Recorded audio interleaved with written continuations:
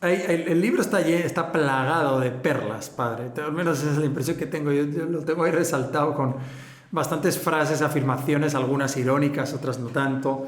Pero yo, digamos, me gustaría centrarme solo en un par. Hay una, por ejemplo, que sale más o menos al principio, pero que me hizo bastante gracia.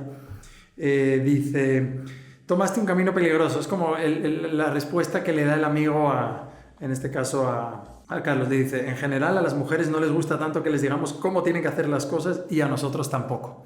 Entonces uno lee esa frase al principio y dice, ay, quizá que hay machismo. No tiene nada que ver con machismo, no es estereotipo de hombre-mujer. Más bien yo voy a la reflexión que hay detrás de cómo no nos gusta esa parte que cómo tienen que ser las cosas.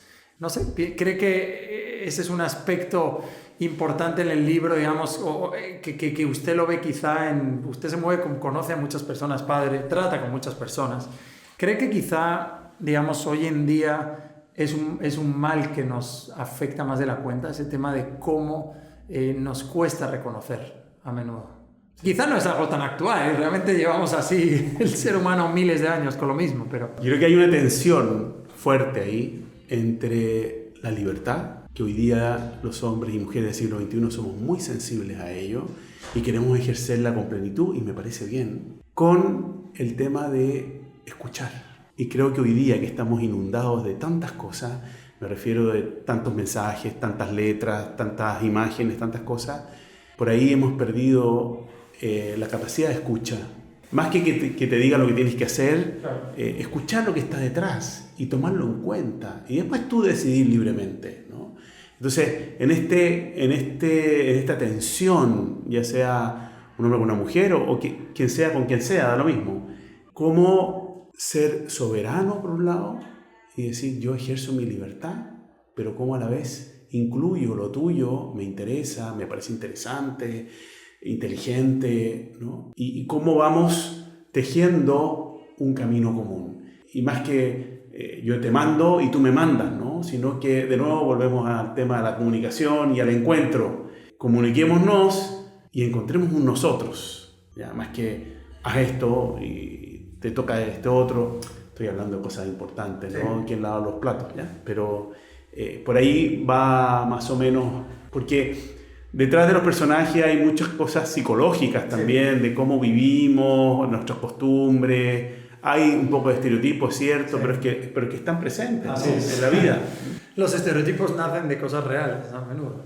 Hay también en el libro, al menos a mí como lector me pareció encontrar ecos de las confesiones de San Agustín. Es decir, es un personaje, sobre todo uno de los dos, que... pues eso, va atravesando fases, noches oscuras, momentos de dudas, momentos de más reafirmación, hay también, en fin, hay enfermedades, como usted decía, hay dolor, y en el fondo hay una reflexión profunda sobre la fe.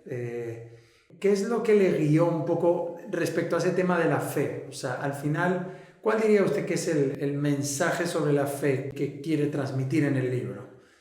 Yo sí siento esa parte de libertad que usted está mencionando, o sea, como que al final es uno el que tiene que, y creo que lo que hace valioso a ese personaje de la suegra es justamente que es muy respetuosa con la libertad, en este caso del yerno, pero es muy respetuosa de que al final uno, y es muy prudente de darle el tiempo a la gente, de no impacientarse. Entonces, digamos que sobre la fe, al final, ¿cómo se articula, ¿no? Esa parte de fe, de inculcar la fe a alguien, y al mismo tiempo de darle su espacio, de dejar que sea libre y que tenga ese encuentro con la fe por sí mismo?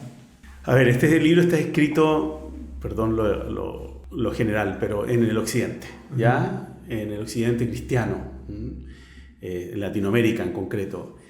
Y nosotros como latinoamericanos creo que tenemos un don y una dificultad respecto a la fe. El don es que vivimos en un ambiente cristiano, por la historia, por la tradición, por todo.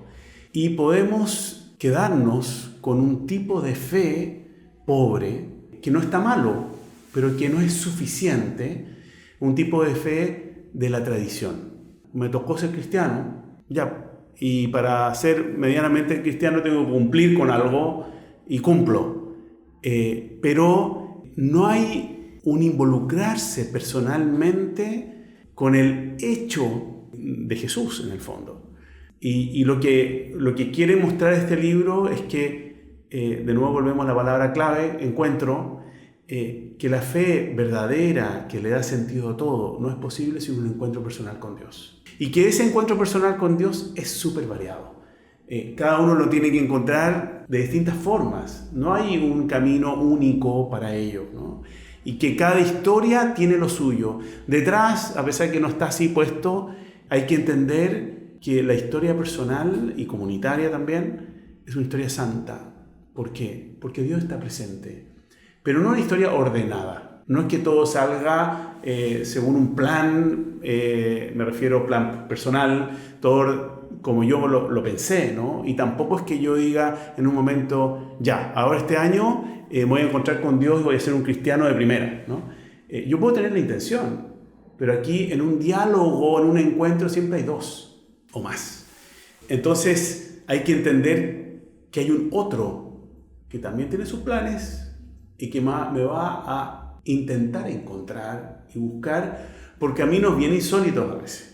Y en ese sentido, mi experiencia en estos 25 años de sacerdote es que los caminos son increíbles, o sea, súper originales, totalmente distintos. Entonces no es llegar y meter a alguien en un corsé y decirle, mira, haz esto, otro, y ya está, ¿no? Por supuesto que hay caminos más o menos recorridos, y para eso está la espiritualidad de la iglesia y muchas cosas que son muy importantes, pero cada uno tiene su propio camino, y hay que encontrarlo no en un mundo ideal, sino en la vida que yo tengo, en la que me tocó vivir, ¿no? Y en ese sentido, a mí me encanta cuando celebramos Navidad, que volvemos a ese concepto de Dios como el Emmanuel, el Dios con nosotros. Pero en el día a día, en lo que anda por ahí, por acá, Santa Teresa de Jesús, que era una mujer extraordinaria, de verdad increíble, tenía además muchos dichos muy sabrosos. Tenía sus monjas que eran muy místicas. Entonces, a ellas se complicaba que fueran tan místicas y les decía, porque las monjas no querían hacer las labores del hogar, les decía así con ese acento español, Jesús anda en los pucheros. Decía, o sea, en las ollas. Vayan a encontrarse con Jesús en el día a día también, no solamente en el misticismo, en la oración, que también es importante. Entonces, ¿cómo nos encontramos con ese Dios? ¿Qué caminos hay? Y por eso Dios es un Dios creativo, diverso, histórico, y nos va saliendo al camino, y varias veces nos va saliendo al camino. Pero en última instancia sí depende de que la persona dé el paso, quiera dar el paso. La apertura. La apertura y la atención. San Agustín, que tú ya lo Para nombraste. creer es preciso creer, decía San Agustín. Bueno, San Agustín tiene un dicho muy lindo que dice, yo solo temo al ángel que pase. Y dice, ¿de qué está hablando San Agustín? Está pensando en la anunciación del ángel a la Virgen. Y San Agustín se plantea, ¿qué pasa si la Virgen no le hubiera parado orilla al ángel? Se hubiera pasado esa oportunidad, ¿no? Entonces son esas pequeñas anunciaciones de la vida que si uno anda pensando en cualquier cosa, se te pasa, ¿no? Yo siempre he pensado en San Ignacio Loyola, que después de un cañonazo ahí en Pamplona, en su rodilla, tuvo una convalecencia larguísima ahí en Loyola y no tenía nada que hacer. Entonces empieza a pedir libros, al principio de caballería, sacaban los libros de caballería del pueblo porque era un pueblito chiquito, y le empiezan a traer vidas de santo. Y leyendo eso, el hombre se replantea todo y comienza un proceso de conversión. Y digo, bueno, ¿qué habría pasado si San Ignacio Loyola hubiera tenido celular? Hoy día. No hubiera leído nada. Quizás no tendríamos a San Ignacio Loyola, ¿no? Nada contra el celular, pero ese ángel que pasa, ¿no? A estar atentos. Yo creo que también Dios se adapta a los tiempos. ¿Sí? Y hoy día que hay otras cosas, sabrá cómo llegarnos por aquí y por acá. Claro. Bueno, padre, voy a centrarme en dos preguntas más y creo que ahí podemos ir cerrando porque si no creo que nos podemos extender aquí. Una sería, ¿quién diría que más influyó? Me imagino que en la parte, todas estas cuestiones más referentes, digamos, a la fe o las alusiones que hay a la religión, eso quizá ya lo tiene un poco más trabajado, pero como esto de la novela fue algo más nuevo, la parte literaria, ¿tuvo algún referente claro o más bien se dejó llevar por inspiraciones? Mira, Victoria, que es la que hace el prólogo, ella me ayudó muchísimo, ¿ya? Con su experiencia me sugirió esto y lo otro. Pero yo me doy cuenta, yo soy bien lector. Y el otro día, cuando me entrevistaban a propósito de hablar y entender, me di cuenta que sí habían algunas influencias inconscientes que estuvieron ahí presentes. Yo soy un fanático de Víctor Hugo y el libro Los Miserables. Ese libro me encanta. Yo, si tuviera que recomendar después de la Biblia un solo libro, ese recomendaría. Después varios libros más que son duros, pero llenos de esperanza, que me ha tocado leer y que me gustaron mucho. Y de alguna forma el formato, por decirlo así, me influyó sin tenerlo así tan presente, porque la historia yo la tenía clarísima desde el día 1. Las historias laterales, no tanto. Todas las historias laterales son reales. Sucedieron. Cambié nombres, circunstancias, cosas. De hecho, en el verano me encontré con un amigo que yo le bendije el matrimonio hace ya muchos años. Entonces nos ponemos a conversar y le dije, mira, justo estás por salir el libro. ¡Ah, qué bien! Le digo, ¿y tú estabas en el libro? En una de las historias. A ver si te encuentras. ¿Cómo? Bueno, léelo y búscate. Ajá. ¿Y ya se encontró o no? No sé, no me he dicho nada todavía. Qué bonito.